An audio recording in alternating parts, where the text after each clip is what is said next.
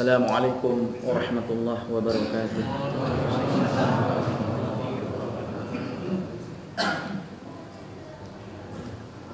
Alhamdulillah, assalatu wassalamu ala asyrafil anbiya'i wal mursalin nabiyina Muhammadin wa ala alihi wa sahbihi wa mawala amma ba'd.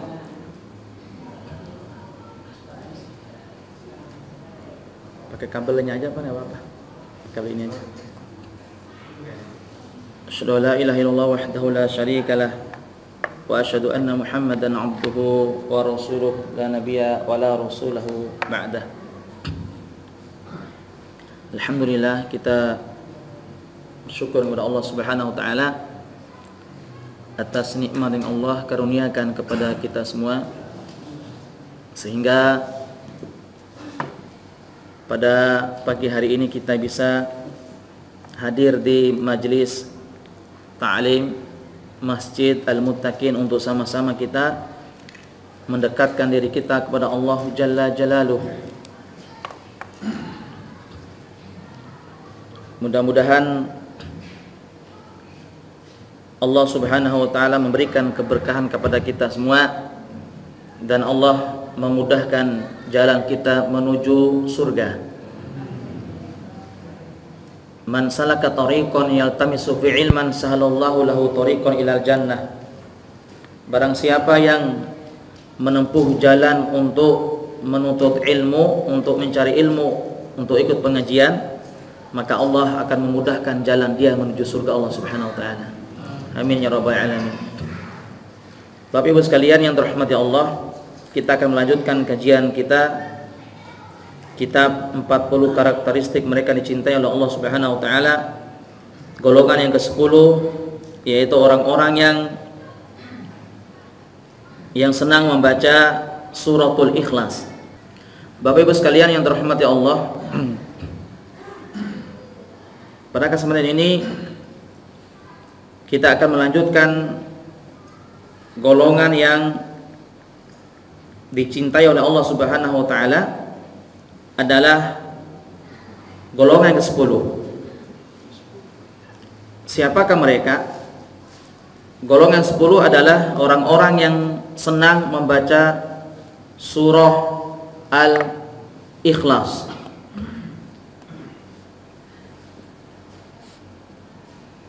Yaitu golongan 10 adalah orang yang senang membaca surat Al-Ikhlas.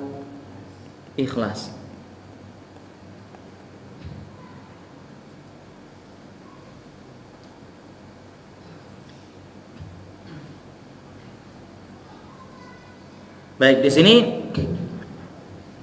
ada satu hadis yang dikeluarkan oleh Imam Al-Bukhari dan Imam Muslim di dalam kitab sahihnya. Anna Nabiyya, dari Ibunda Aisyah radhiyallahu anha, anna Nabiyya sallallahu alaihi wasallam ba'atha rajulan ala sariyatin wa kana yaqra'u li ashabihi fi salatih. Bahwasanya Nabi sallallahu alaihi wasallam mengutus seorang pemimpin pasukan. Lalu ia membacakan suatu surat kepada sahabat-sahabatnya dalam salat. Kemudian fayakhtimu biqul huwallahu ahad. Dia pun mengakhiri bacaan dengan surah Al-Ikhlas. Falamma raja'u dzakaru dzalika linnabiy sallallahu alaihi wasallam. Ketika mereka kembali, mereka pun menceritakan hal ini kepada Nabi sallallahu alaihi wasallam. Jadi sahabat ini setiap kali imam sholat, dia pasti membaca surat Al-Ikhlas.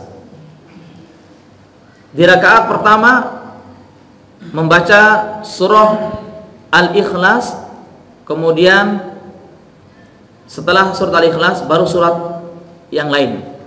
Di rakaat kedua setelah Al-Fatihah dia membaca surat Al-Ikhlas, kemudian membaca lagi surat yang lain. Atau sebaliknya, setelah selesai surat yang lain dia menutupnya dengan surat Al-Ikhlas. Begitu terus tiap rakaat.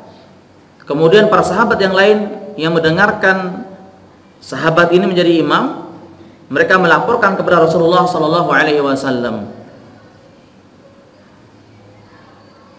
Kemudian faqala,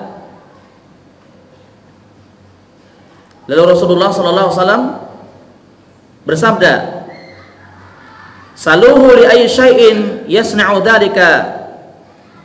Rasulullah sallallahu alaihi wasallam bersabda kepada para sahabat, kalian tanyakan kepada anak orang itu, untuk apa dia berbuat seperti itu? Kenapa dia melakukan seperti itu? Dia membaca terus surat Al-Ikhlas. Faqala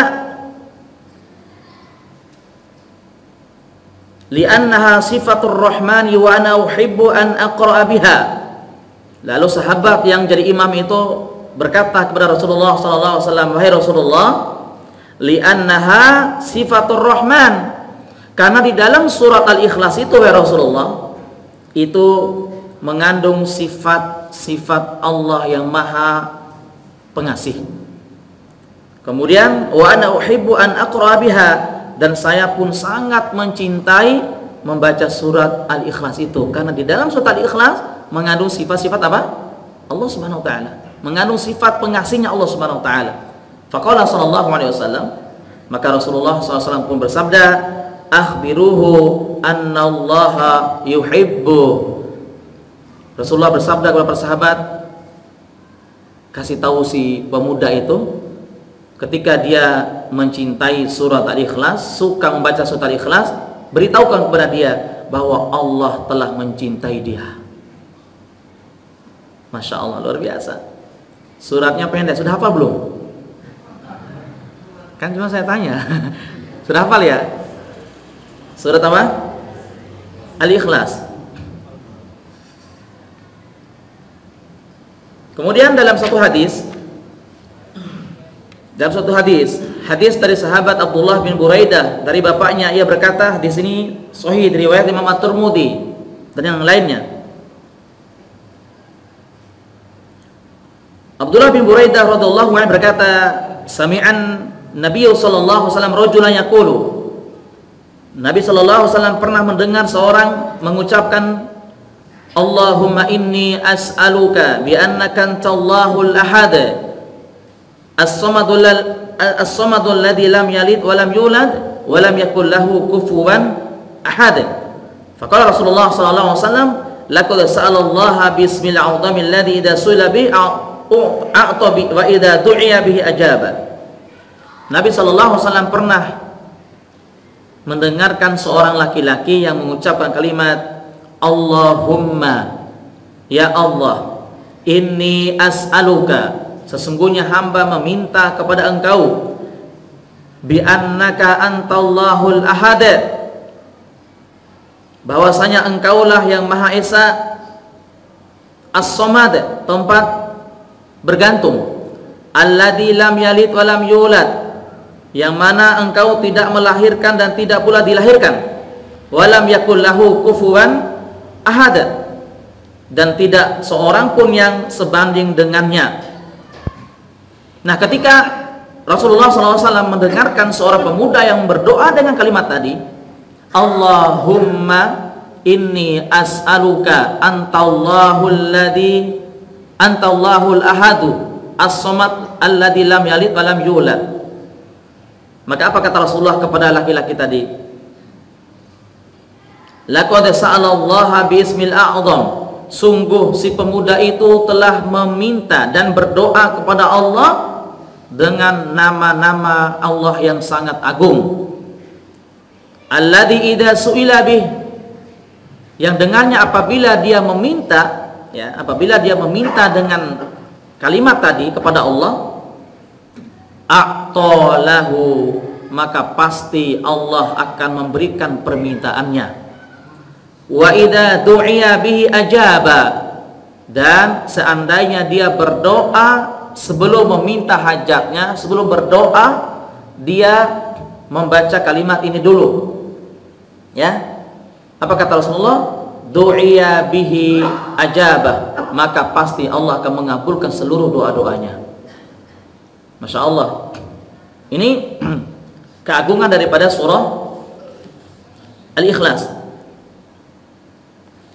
Nah, kenapa Rasulullah SAW menjelaskan bahwasanya surah Al-Ikhlas dan orang yang membaca surah Al-Ikhlas ini mereka mendapatkan kecintaan dari Allah Subhanahu wa taala? Dijelaskan dalam kitab ini karena di dalam surah Al-Ikhlas itu disebutkan nama-nama Allah dan sifat-sifatnya, sehingga siapapun yang membaca surat ini dengan keyakinan berarti dia telah mentauhidkan Allah Subhanahu wa taala. Karena sebagian ulama mengatakan bahwasanya surah Al-Ikhlas ini surat tauhid. Itu surat apa? Tauhid. Yang membedakan antara kita orang umat Islam dan orang-orang kafir. Orang-orang kafir berkata apa? Bahwa Isa bin Maryam itu anaknya, anak siapa? Anaknya Allah. Wa qala an-nasara wa qala al-yahudu, ya, dan orang-orang ahlul kitab berkata Anna Isa bin Allah, bahwa Isa itu adalah anaknya Allah. Ya. Maka Allah membantah mereka dengan kalimat ini. Qul huwallahu ahad, Allahus samad, lam yalid wa lam yulad. Bahwa Allah itu tidak melahirkan dan tidak juga dilahirkan. Nah, ini maknanya adalah bahwa di dalam kalimat ini mengandung tauhid, mengandung pengesaan Allah Subhanahu wa taala. Kita mengesahkan Allah, meyakini bahwa Allah itu satu-satunya zat yang berdiri sendiri, yang maha hidup, yang tidak akan mati, tidak beranak dan tidak pula diperanakan. Itu Allah Subhanahu wa taala. Ya. Makanya kalimat ini paling dicintai oleh Allah Subhanahu wa taala, dan siapapun yang mengucapkan kalimat ini, insyaallah dia akan mendapatkan kecintaan dari Allah Subhanahu wa taala. Ya. Coba kita lihat di sini. Surat ini diturunkan di mana? Di Mekah apa di Madinah?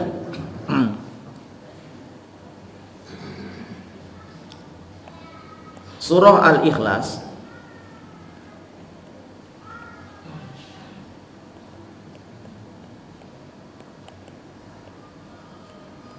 ya,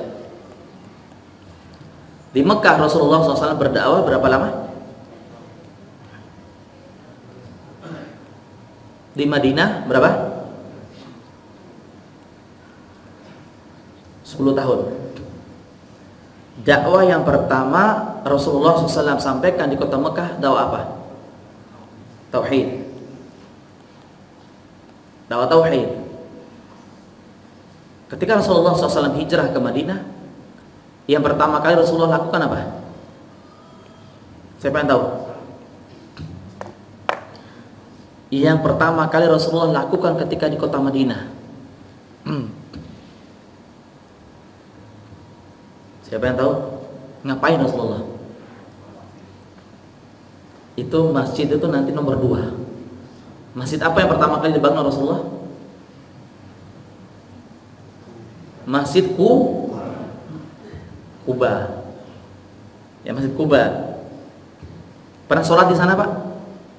Rasulullah menyebutkan siapa yang sholat, yang berangkat dari tempatnya, dari hotel mungkin, dari rumahnya dalam keadaan berwudu, lalu dia sholat 2 rakaat saja di Masjid Kuba, maka pahalanya setara pahala haji dan umroh sempurna. Baik. Di Masjid Kuba itu Rasulullah SAW, ya, Masjid Kuba ini pertama kali Rasulullah bangun. Tapi sebelum membangun Masjid Kuba, ada satu hal yang sangat penting yang Rasulullah lakukan sebelum membangun pusat, istilahnya pusat dakwah Islam di Madinah, yaitu Masjid Kuba. Yaitu ngapain? Ta'lifu qulubil mu'minin bainal ansari wal bainal muhajirin wal ansar. Yaitu yang pertama kali Rasulullah lakukan sebelum membangun masjid adalah menyatukan hati orang-orang muhajirin dan ansor. Itu pertama kali.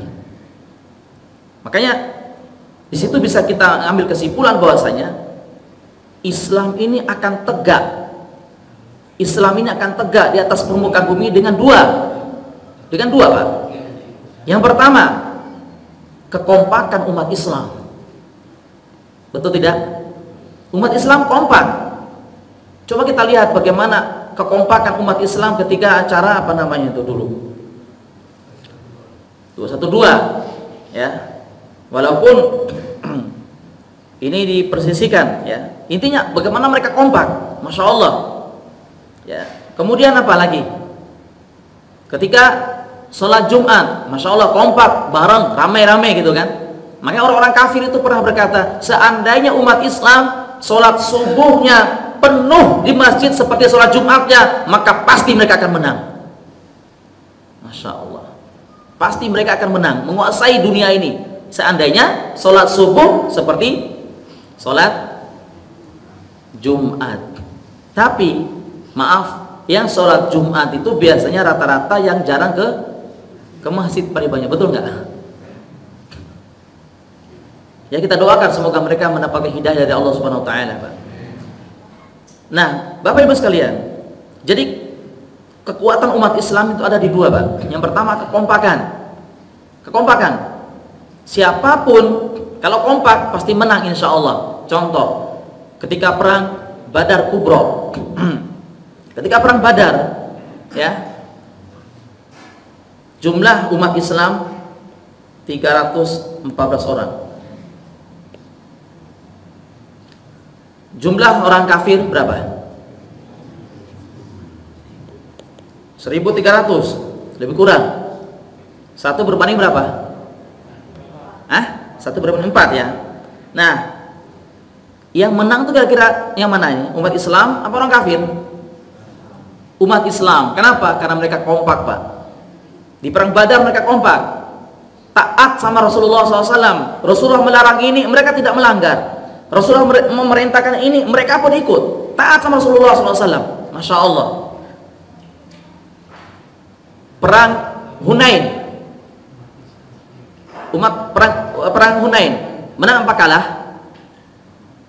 Kalah umat Islam, karena menganggap dirinya mereka paling banyak. Oh, kita nih jumlahnya banyak, gak mungkin orang kafir bisa mengalahkan kita. Hanya mereka kocar kacir, gak kompak, kalah mereka. Makanya Allah mengatakan, kam min fi'atin qalilatin ghalabat min fi'atin katsiratin bi'idznillah.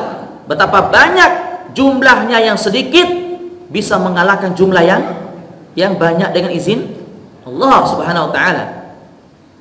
Kemudian perang Uhud, menang apa kalah? Kalah mereka perang Uhud. Sampai Rasulullah SAW kena apa? Anak panah sampai jatuh gigi besarnya. Kalah mereka. Kenapa? Karena para sahabat itu tidak kompak. Tidak kompak di perang Uhud. Maka kekuatan yang pertama dimiliki umat Islam adalah kekompakan. Yang kedua apa? Di masjid. Di masjid, Pak. Pusat kekuatan umat Islam adalah di sini. Di masjid.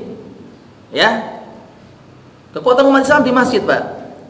Makanya Rasulullah SAW memerintahkan kepada anak-anak untuk sholat di usia berapa? Di usia 7 tahun. Muru auladakum bis sholati sab'a sinin wadribuhum 10. Perintahkan anak-anak cucu-cucumu untuk sholat di usia 7 tahun. Bersabar, usia 8 tahun bersabar masih dengan lisan. Nak sholat. Usia 9 tahun juga, kalau belum mau sholat, nak sholat. Tapi di usia 10 tahun ketika mereka enggan untuk sholat, tidak mau sholat, maka pukullah mereka dengan pukul yang tidak berbekas, dengan pukul yang tidak menyakitkan mereka. Pukulan kasih sayang di usia 10 tahun. Itu menunjukkan apa? Bahwa anak-anak cucu kita itu apa? Ajarkan agar mereka cinta dengan masjid di usia dini, Pak. Jangan dilarang, tapi ajarkan anak cucu kita untuk cinta dengan masjid di usia dini. Ya. Tapi tentunya ketika kita bawa anak-anak cucu kita di masjid, harus kita apa? Kawal dia, jangan sampai mengganggu orang sholat. Kadang ada di Bogor itu, apa namanya, ketika saya ngisi kajian, Masya Allah, saya tanya, kan anak-anak kan lari itu keliling, kayak orang tawaf gitu lari. Orang lagi sholat, saya tanya, orang tua mana nak?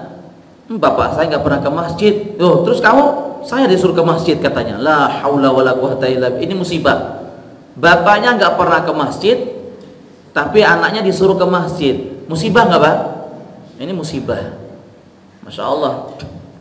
Nah, ini kekuatan umat Islam. Tadi kekompakan, yang kedua di mana?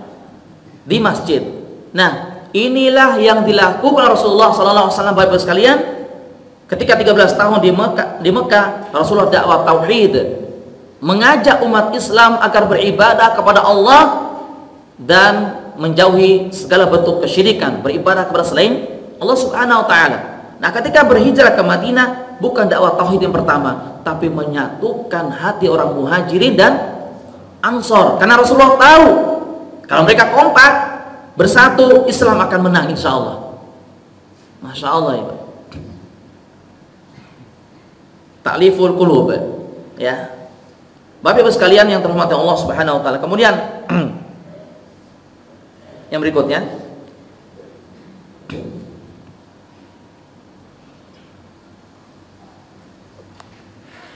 nah, ketika seorang sahabat tadi, kita kembali ke tadi, seorang sahabat yang membaca surah Al-Ikhlas, ya, surah Al-Ikhlas, maka Rasulullah SAW mengatakan bahwasanya sungguh dia telah berdoa dengan nama Allah yang agung, yang mana jika dia berdoa dengannya, Allah akan mengabulkan seluruh doa-doa dia. Ya, kalimatnya apa tadi? Allahumma inni as'aluka. Allahumma inni as'aluka. Saya tulis di sini ya. Allahumma inni as'aluka bi annaka antallahul ahad. Bi anna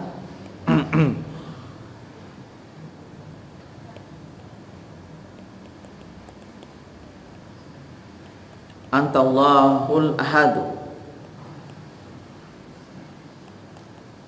ahadus somad. Kemudian baru lanjutannya alladzi lam yalid wa lam yulad wa lam yakul lahu kufuwan ahad, sampai selesai. Ya. Nah, Bapak Ibu hafal kalimat yang di depan saja. Allahumma inni as'aluka bi annaka antallahul ahadus samadul ladzi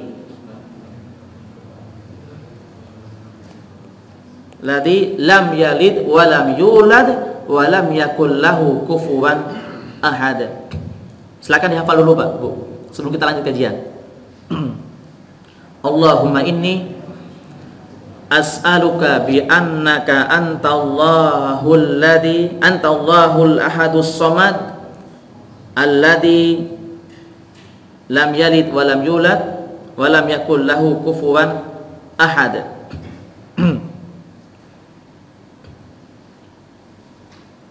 Nah, kalau kita berdoa, Pak Ibu sekalian, berdoa dengan kalimat ini, jadi sebelum kita meminta hajat kita terlebih dahulu mengucapkan kalimat ini, Pak. Allahumma inni as'aluka bi annaka antallahul ahadus samadul ladzi lam yalid wa lam yulad wa lam yakul lahu kufuwan ahad. Baru meminta hajat kita, meminta apapun yang kita inginkan. Kata Rasulullah SAW, illa u'tiyalahu wa ajaba du'ahu, kecuali Allah akan memberikan permintaannya dan dikabulkan seluruh doa-doanya saat itu juga. Masya Allah, luar biasa ini.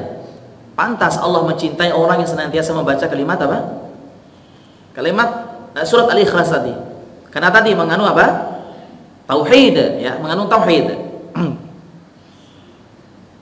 Kemudian yang berikutnya, Rasulullah SAW bersabda dari sahabat Anas bin Malik radhiyallahu anhu. Apa kata beliau? Ya Rasulullah, inni uhibbu hadhihi surah. Anas bin Malik radhiyallahu anhu berkata, wahai Rasulullah, inni uhibbu hadhihi surah. Saya sangat mencintai surat Qul huwallahu ahad. Apa kata Rasulullah? Inna hubbaka iyyaha yudkhilukal jannata. Rasulullah sallallahu alaihi wasallam bersabda kepada Anas bin Malik bahwa ketika kamu mencintai surat ini, Allah pun akan memasukkan kamu ke dalam surga Firdaus. Hadis ini sahih yang diriwayatkan oleh Imam At-Tirmidzi dalam kitab Sunannya. Masya Allah. Jadi orang yang senantiasa cinta dengan surat ini dan membaca surat ini dengan ikhlas, tadabbur, insya Allah Allah akan memasukkan dia ke dalam apa? Ke dalam surga. Masya Allah. Ya. Maka Bapak Ibu sekalian, kalau Bapak Ibu punya anak perempuan, tidak usah banyak minta mahar, cukup minta mahar hafal surat Al-Ikhlas. Iya, Masya Allah. Kata calon menantunya, Bu, saya bawa apa ini? Bawa emas berapa gram? Enggak usah, kamu cukup hafal surat Al-Baqarah. Surat Al-Ikhlas. Masya Allah. Kayak saya dulu gitu, ketika saya bertanya kepada istri sebelum menikah, kamu mau apa? Berapa emas berapa gram? Apa katanya? Saya tidak menginginkan apa-apa melainkan kamu setoran setelah akad itu, sebelum akad, setoran surah Ar-Rahman di depan jamaah. Kalau sudah itu sah pernikahan kita. Masya Allah. Akhirnya saya setoran surat itu Al-Ikhlas, Ar-Rahman dari awal sampai selesai. Alhamdulillah. Baru setelah itu akad sah. Masya Allah. Jadi maharnya surat Ar-Rahman. Masya Allah. Baik Bapak Ibu sekalian, kemudian Rasulullah SAW juga memberikan kabar gembira kepada kita. Saya bacakan hadisnya. Hadis yang diriwayatkan oleh Imam Muslim dalam sahihnya. Rasulullah bersabda, "Ushudu fa inni sa'aqra'u 'alaikum thulutsal Qur'an." Berkumpullah dan bersiap-siaplah kalian para sahabatku. Fa inni sa'aqra'u 'alaikum thulutsal Qur'ani. Karena saat ini kata Rasulullah, saya akan membacakan kepada kalian sepertiga dari Al-Qur'an. Berarti kalau sepertiga itu berapa? Berapa juz? 10 juz. Ya. Ini Al-Qur'an, ini bukan dompet. Saya akan membacakan kepada kalian sepertiga dari Al-Qur'an. Jadi ketika di Madinah, ya, di Mekah, jadi Rasulullah SAW berkumpul bersama para sahabat. Rasulullah memerintahkan para sahabat, ayo pada kumpul semua, pada kumpul, kata Rasulullah. Para sahabat bertanya, kenapa ya Rasulullah? Saat ini saya akan membacakan kepada kalian sepertiga dari Al-Quran, yaitu 10 juz. Nah para sahabat pun merasa bertanya-tanya, kok bisa, masa sih 10 juz dibaca dalam waktu berapa? Sesaat gitu kan. Kemudian fahashada man hashada thumma kharaja nabiyullahi faqara'a. Lalu mereka pun berkumpul dan bersiap-siap. Kemudian Nabi SAW keluar bertemu dengan para sahabatnya, ya. Lalu Rasulullah pun membaca surah Al-Ikhlas. Kemudian Rasulullah pun masuk kembali. Masya Allah, masuk kembali. Kemudian faqala ba'duna li ba'din. Salah seorang di antara mereka berkata, katanya Rasulullah membaca sepertiga Al-Quran, kok cuma dibaca apa? Surat Al-Ikhlas satu kali. Lalu Rasulullah pun keluar membacakan kepada mereka surat Al-Ikhlas kedua kalinya. Berarti sudah seperdua dari Al-Quran. Kemudian para sahabat lagi bertanya, gimana nih Rasulullah? Katanya mau membacakan ke kita sepertiga dari Al-Quran, malah keluar lain kedua membaca surat apa? Al-Ikhlas. Sampai ketiga kalinya Rasulullah bertemu dengan para sahabat pun membaca surat Al-Ikhlas yang ketiga kalinya. Maka Rasulullah SAW bersabda, innaha ta'dilu thulutsal Qur'an. Orang yang membaca satu kali surat Al-Ikhlas di malam hari itu, maka pahalanya setara dengan dia membaca 10 juz. Ketika dia membaca 2 kali surat Al-Ikhlas, pahalanya setara dengan 15 juz. Ketika dia membaca 3 kali surat Al-Ikhlas di malam itu, maka dia setara dengan membaca 1 Al-Quran. Masya Allah ya. Makanya sungguh terlalu kalau Bapak Ibu nggak bisa menghatamkan Al-Quran tiap malam.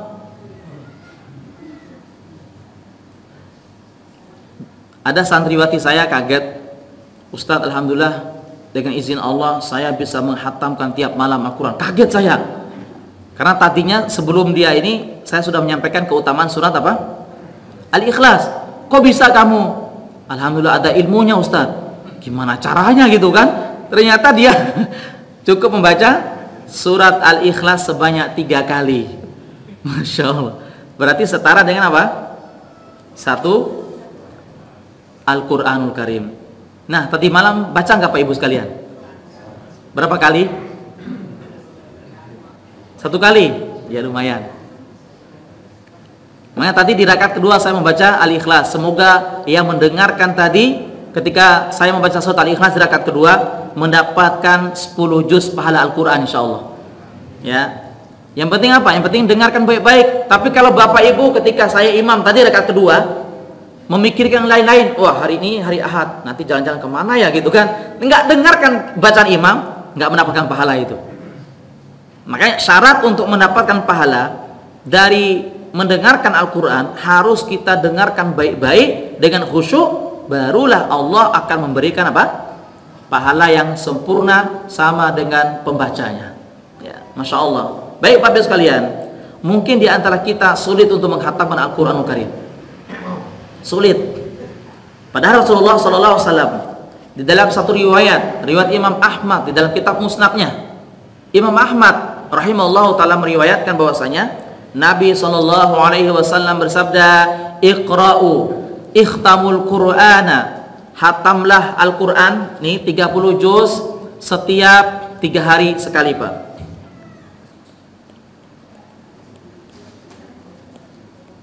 Tiga hari sekali.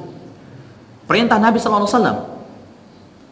Wa illam tastati', namun jika kalian tidak bisa menghatamkan tiap 3 hari sekali, hatamkanlah tiap 7 hari sekali.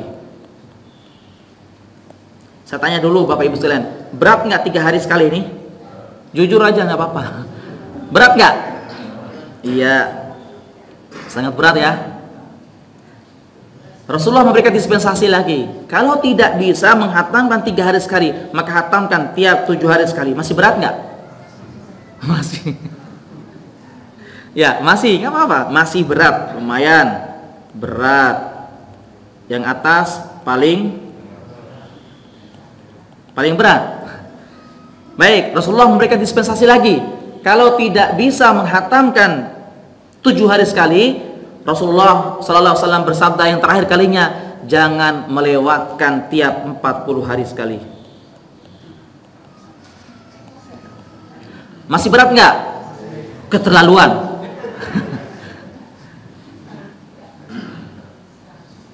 Masih berat ya? Rasulullah menyebutkan jangan melewati 40 hari harus hatam. Siapapun yang tidak bisa menghatamkan tiap 40 hari sekali Al-Quranul Karim, walaupun 1 kali, maka demi Allah, antara dia dengan Allah sangat jauh sekali. Dia itu bukti apa namanya? Bukti cinta seorang itu kepada Allah, dan Allah pun mencintai dia adalah ketika dia menghatamkan Al-Quran maksimal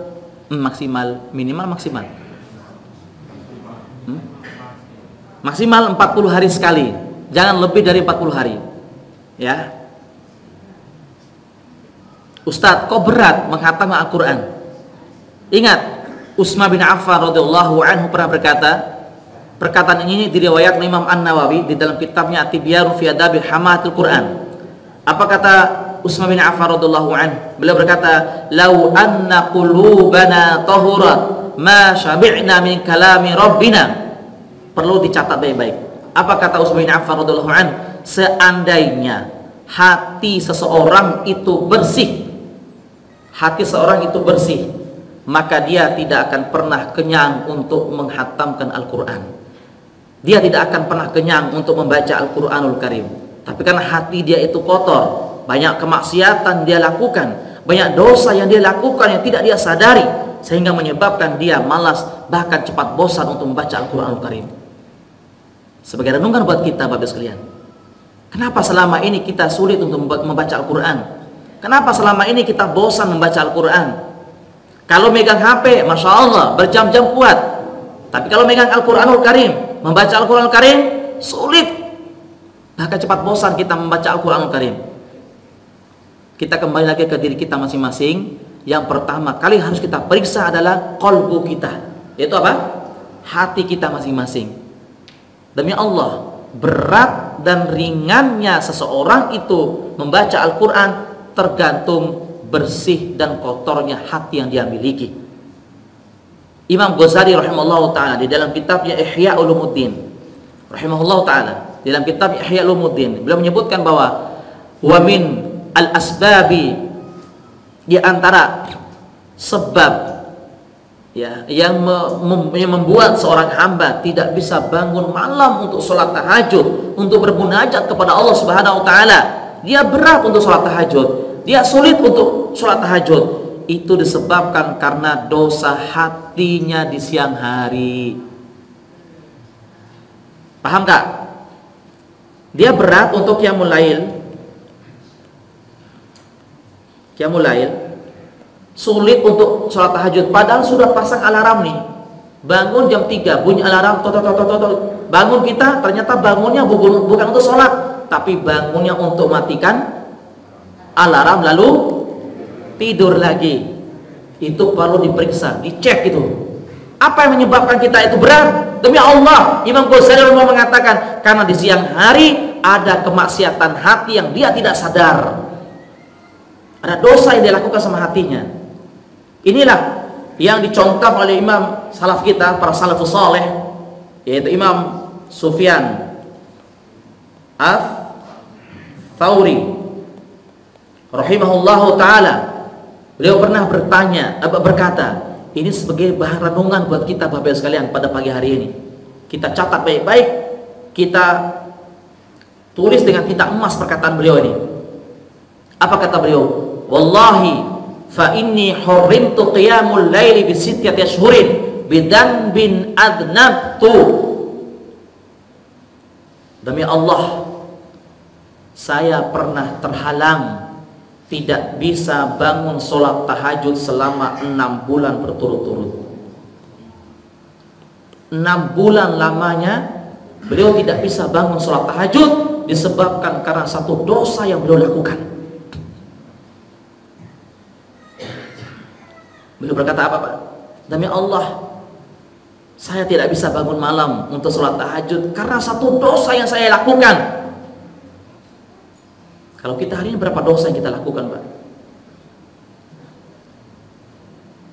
Seandainya satu dosa yang menghalangi, yang menyebabkan kita tidak bisa bangun malam selama 6 bulan, bagaimana seandainya 2, 3 atau 4 dosa atau 10 dosa dalam sehari kita lakukan, mungkin berbulan-bulan bahkan bertahun-tahun kita tidak bisa bangun malam untuk bermunajat kepada Allah Subhanahu wa taala. Kata beliau apa? Kita lanjutin perkataan beliau. Fa inni haramtu qiyamul laili bi sittati syurin bidan bin wahid. Demi Allah, saya terhalang untuk sholat tahajud selama 6 bulan berturut-turut karena satu dosa yang saya lakukan. Wa madzak? Maka murid-muridnya bertanya, apa dosa yang engkau lakukan wahai imam sampai engkau tidak bisa bangun sholat tahajud selama 6 bulan berturut-turut? Kata beliau, laqad ra'aitu rajulan yabki faqultu fi nafsi hadza mira. Karena saya pernah melihat ada seorang laki-laki yang menangis di masjid, dia menangis gini, menangis, lalu terdetik dalam hati saya, ini riya, ini orang riya itu, maka dia menangis kayak gitu, riya itu. Nah, gara-gara dosa itulah yang menyebabkan beliau 6 bulan dihukum oleh Allah tidak bisa sholat tahajud. Allahu Akbar. Dosa apa ini namanya? Dosa apa Pak, Bu? Dosa suudzon, berburuk sangka. Karena satu dosa, yaitu dosa hati yang beliau miliki, yaitu berburuk sangka sama orang lain. Dia menangis kayak gitu, paling suudzon ya, paling suudzon. Paling apa? Riya itu, supaya dipuji sama orang itu, maka dia menangis. Dia imam kayak gitu menangis ketika imam, riya itu suudzon. Satu dosa suudzon, buruk sangka sama orang, menyebabkan para salaf kita yang mulia, padahal mereka dekat dengan Allah, tidak bisa bangun sholat tahajud selama 6 bulan berturut-turut. Allahu Akbar. Kita bukan lagi suudzon sekarang. Apa Pak? Di atasnya suudzon. Apa ini? Lebih dahsyat lagi itu dosa gibah. Ya Allah ya Rabb.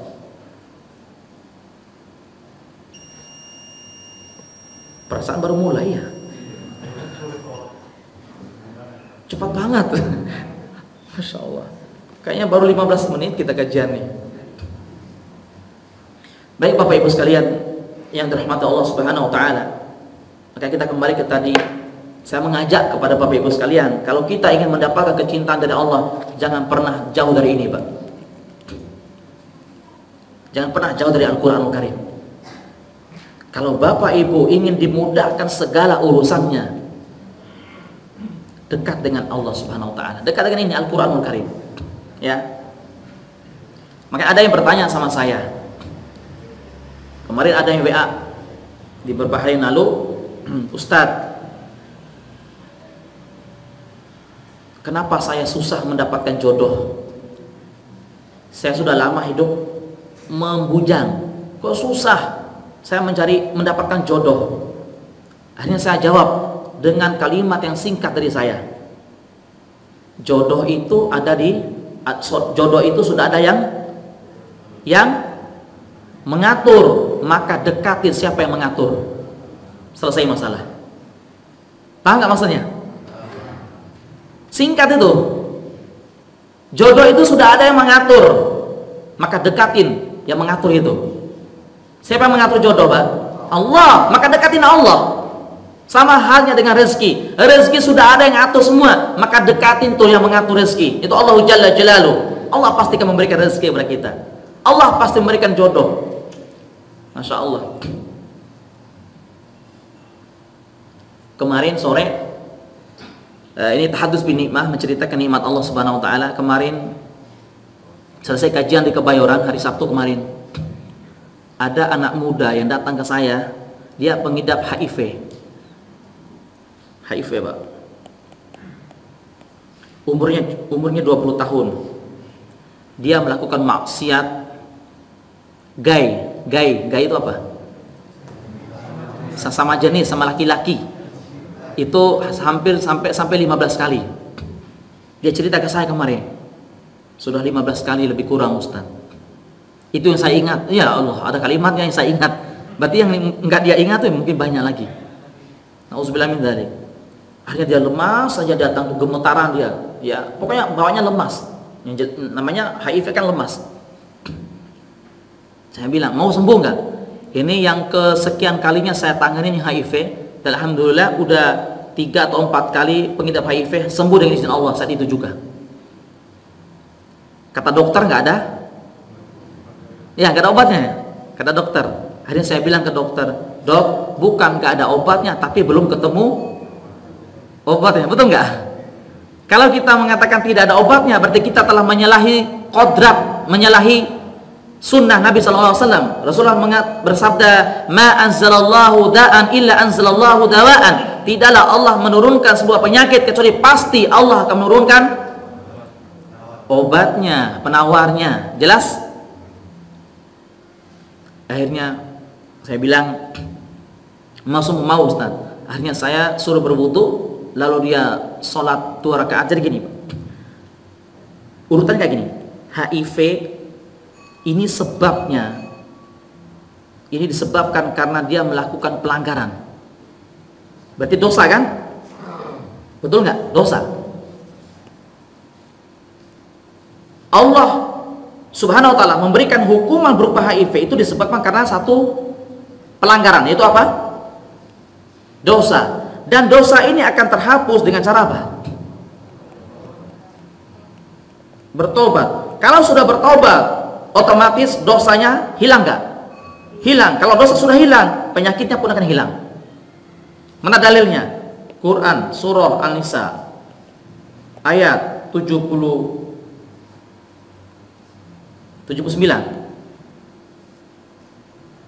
Apa kata Allah? Coba Bapak Ibu lihat di layar. Ini dalilnya supaya lebih menguatkan hati kita. A'udzubillahi minasyaitonirrajim. Ma asabaka min hasanatin faminallah wa ma asabaka min sayyi'atin famin nafsik. Ayat berapa tadi? 79. Tuh. Ma asabaka min hasanatin fa min Allah. Apa-apa musibah, apa-apa kebaikan, kenikmatan yang menimpa kamu itu datang dari Allah. Wa ma asabaka min sayyi'atin fa min nafsi, dan apa-apa keburukan yang menimpa kamu, HIV itu keburukan apa kebaikan? Keburukan yang menimpa kamu disebabkan karena ulah tangan kamu sendiri, karena dosa yang kamu lakukan. Nah, berdasarkan ayat inilah saya berkesimpulan bahwasanya HIV itu bisa jadi sebabnya karena apa? Karena dosa. Ya, karena dosa, sehingga dosa pun akan terhapus dengan cara bertaubat, taubatan nasuha. Nah, akhirnya dia tadi itu bertobat, dia menangis, menyesali perbuatannya sampai Masya Allah kencang surah nangisnya itu. Setelah saya nangis, gimana rasa kamu sekarang? Badan kamu gimana? Masya Allah Ustaz, saya sudah tidak merasakan gemetaran, lemas, dan sekarang seperti normal kembali. Nah, besok hari Senin kamu datang ke rumah sakit untuk cek lab. Saya jamin semoga Allah menyembuhkan kamu. Saya bilang gitu. Nanti tinggal kita nunggu hasil labnya. Semoga Allah menyembuhkan dia tadi. Masya Allah, umur 20 tahun, masih muda sekali. Ya, anak cucu kita umur 20 tahun, Pak. Tapi sudah mengidap HIV karena dia main sejenis tadi. Nauzubillah min dzalik, ya. Nah, ini karena dosa semua. Maka kita kembali ke tadi, Pak.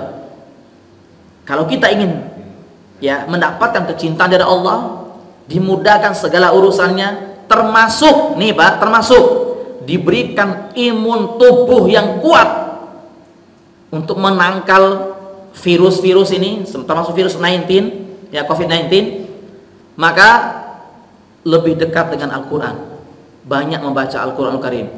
Orang yang sudah positif COVID-19, positif corona, itu bisa disembuhkan dengan cara banyak membaca Al-Quran, minimal surat Al-Baqarah sampai selesai, insya Allah dengan izin Allah langsung sembuh. Dan virus-virus itu akan mati dengan sendirinya ketika mendengarkan bacaan Al-Quran Al-Karim, dijamin Pak. Ini sudah saya praktekin semua ke pasien-pasien saya, dan hampir tiap hari saya menangani pasien dari dokter semua. Dokter-dokter banyak datang ke rumah, ya, dari Rumah Sakit Persahabatan Rawamangun ada yang datang ke sini. Ya, mereka mengeluhkan ini dan sebagainya. Alhamdulillah dengan izin Allah sembuh. Ya, cukup dengan apa? Terapi Al-Qur'anul Karim. Makanya Allah sudah mengingatkan kepada kita apa? Wa nunazzilu minal Qur'ani ma huwa apa? Syifa. Nah, Allah menggunakan kalimat ini, Pak.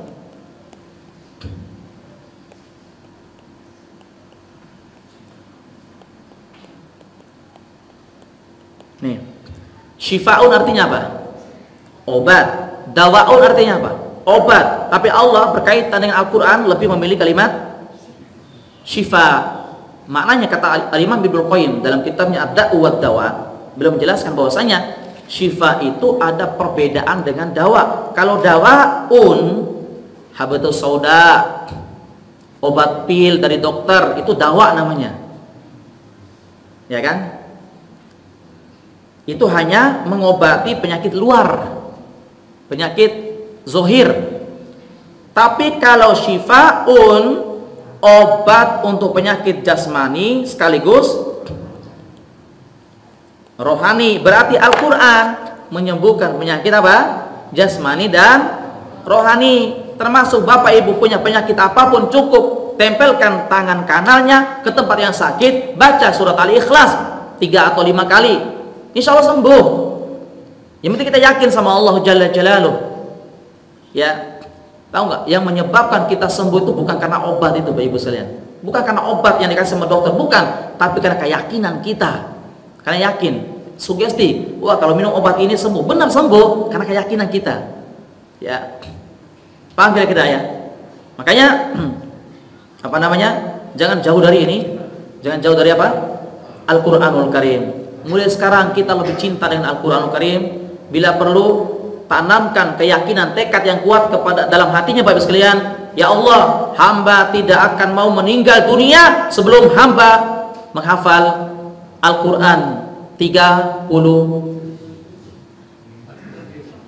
juz.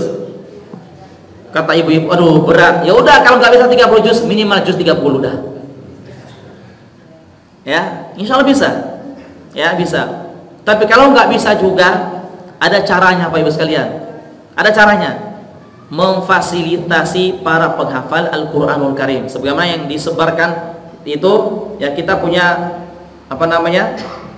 Punya murid anak-anak yang sedang, ini kemarin wisuda mereka.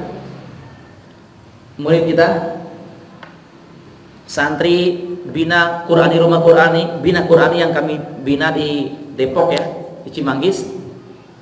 Ini 10 orang selesai 30 juz. Ini yang paling pendek tuh yang tengah.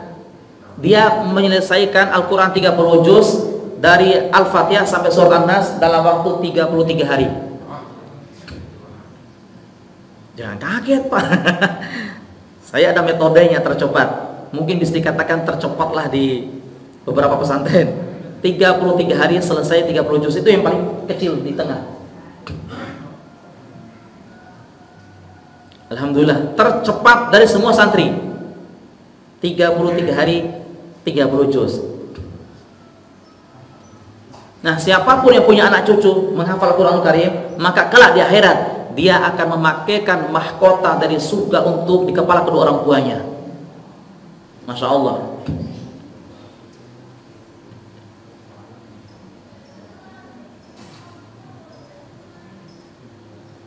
Nah, ini tempat kita, rumah Quran kita di sini, Pak Bu. Alhamdulillah. Nah, ini yayasan kita, Yayasan Darul Ihsan Mubarak. Tempatnya di Komplek Koperasi Gas Alam, dekat Auri, jalan dekat Auri. Ya, di situ tempat kami. Baik, Bapak Ibu sekalian dirahmati Allah Subhanahu wa taala. Dan hari ini anak-anak yang sedang menghafal Quran itu kemarin diwisudakan 10 orang, sekarang tinggal 15 atau 16 orang, dan semuanya mayoritas yatim piatu dan du'afa. Dan insya Allah setiap infak Bapak Ibu sekalian, mungkin 10.000, mungkin 50.000 untuk anak-anak saat ini, insya Allah mendapatkan pahala sempurna, pahala penghafal Quranul Karim, insya Allah. Setiap huruf yang mereka hafalkan, satu huruf yang mereka hafalkan, maka Bapak Ibu mendapatkan pahala, tidak mengurangi sedikit pun, ya. Dan ini kita teruskan saja masih ngontrak Bapak Ibu sekalian, rumah Qurannya masih ngontrak, lagi diperpanjang, bukan diperpanjang kontrakannya, diperpanjang masanya, ya. Jadi jika Bapak Ibu sekalian ingin ikut berpartisipasi untuk investasi akhirat, insya Allah boleh. Selesai kajian nanti hubungin saya. Semoga menjadi amal jariah kita di hadapan Allah dan akan menjadi peringan hisab kita di yaumul hisab, insya Allah. Amin ya rabbal alamin. Ada pertanyaan Pak Ibu sekalian, silakan. Ya, ini khusus akhwat. Semuanya khusus akhwat. Jadi saya sendiri yang paling ganteng di sana, karena nggak ada saingannya. Ini khusus akhwat. Ya, sekarang saat ini muridnya yang baru datang nih, yang baru datang baru 16 orang. Karena masih ada yang belum datang karena qadarullah ini harus ada cek apa itu nama itu, rapid test. Dari kampung kan sulit rapid test itu. Itu yang menyebabkan mereka nggak datang, belum datang. Tapi katanya insya Allah datangnya pertengahan bulan Oktober insya Allah. Boleh itu ibu-ibu datang ke sana, nanti kita adain kajian di sana di rumah Quran kita. Kajian yang temanya apa? Musafirul Quran. Keren banget, insyaallah. Ada pertanyaan Pak Ibu, silakan. Baik, kalau nggak ada, kita tutup dengan doa kafaratul majlis. Subhanakallahumma bihamdik, asyhadu an la ilaha illa anta, astaghfiruka wa atubu ilaik. Insyaallah sampai ketemu di hari Ahad keempat. Ya, assalamualaikum warahmatullahi wabarakatuh.